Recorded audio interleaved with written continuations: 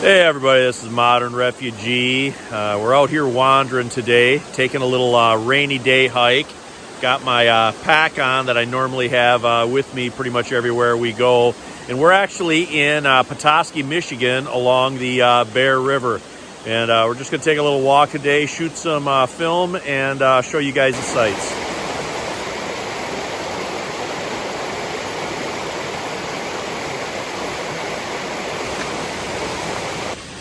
There's several little off the beaten path trails that come down along the top there. That's all paved. All of this is inside the city of Petoskey, Michigan. And there's a little storm drain that comes down here and makes sort of a makeshift waterfall.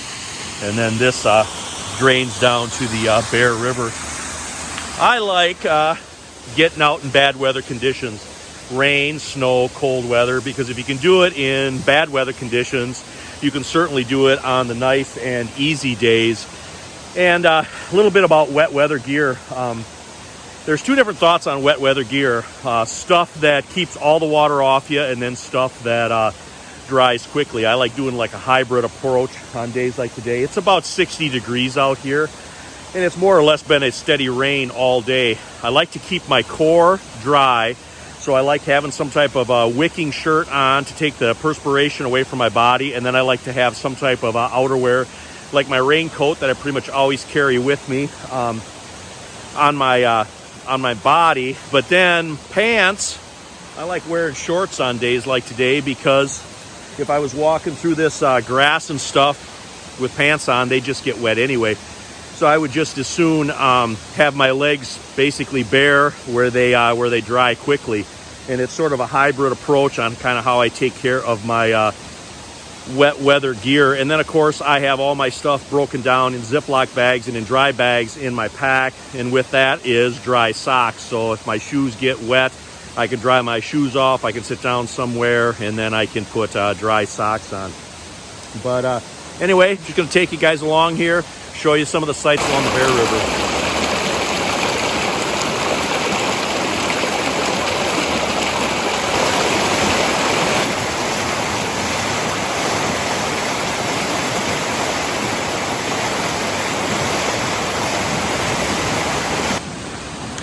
The Bear River actually flows down to Little Traverse Bay, which is part of Lake Michigan.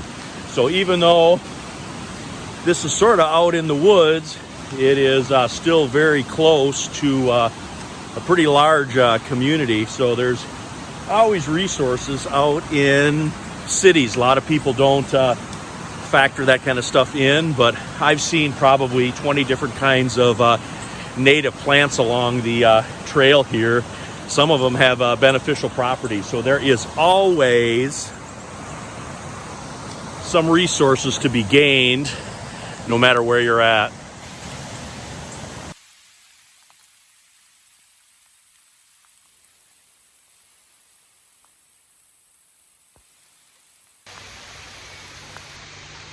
One other thing that I want to mention about hiking in the rain and in wet weather like this is, as long as you're moving, your body is creating heat, which actually is beneficial in kind of like warm rains like this.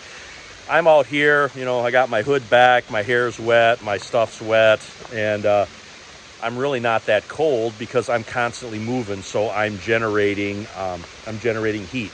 Now, if I had to hold up somewhere, now that's an entirely different story. But while you're moving, your body's an engine, and it's constantly creating heat from the calories that you took in from too large a breakfast.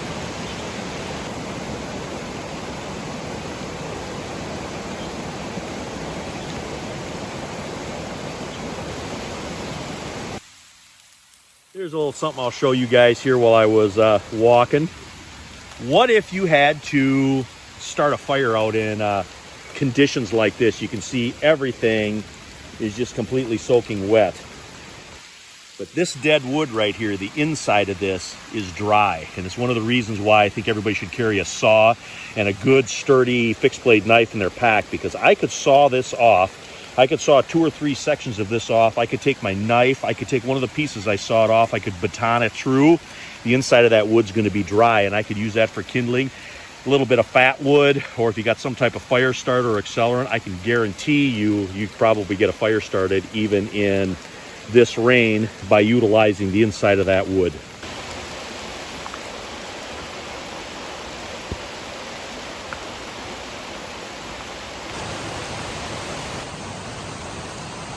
To us, this seems like a pretty hostile environment, especially in the wintertime. But I don't know if most people know this or not, but just north of here by Harbor Springs and north of Harbor Springs, at one time, before this was all settled, there was a very large Chippewa and Ottawa community that was called Arbor Kos. And Arbor Kos, according to the writings of Andrew Blackbird, was over 40,000 people that basically lived around here. They made maple syrup and they fished out on the lake. And they scratched a living for 40,000 people out of the wilderness that was basically untamed at that point in time. So it really gives you a respect for the natives that called this land home.